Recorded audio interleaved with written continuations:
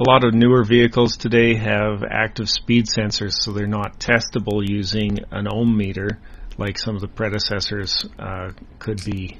This is a speed sensor. This is one from a Nissan Rogue 2008. You can see that there is a connector there. That connector is different from the front to back speed sensor. In this case, I'm using a front speed sensor to set up this test. So here we have the circuit that I'll be using. It's from a 12 volt source like a bench supply through a 220 ohm resistor to the oscilloscope to monitor the current through that resistor, through the speed sensor, and then through an LED. The LED is required because it provides a bit of a voltage drop. So if we look at the way that this is wired up, the red lead is from my power supply going through the 220 ohm resistor to the oscilloscope, into the left eye of that connector, and then the LED, the positive leg of the LED, into the right eye of that connector, and then onto ground for the power supply and the oscilloscope.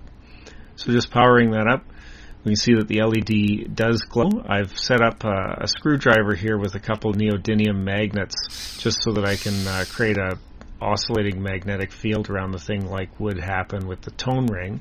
And as you can see, when I put it closer, it does cause the thing to vary the intensity of the LED, and when it spins around, the LED intensity varies as well.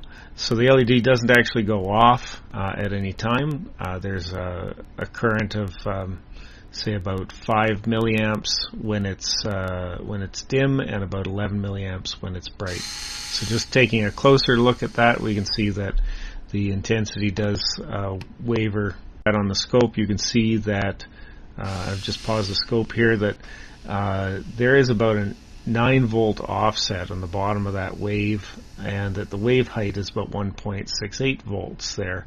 Now the frequency is just related to the drill speed, but would be much higher on a normal speed sensor. There it is.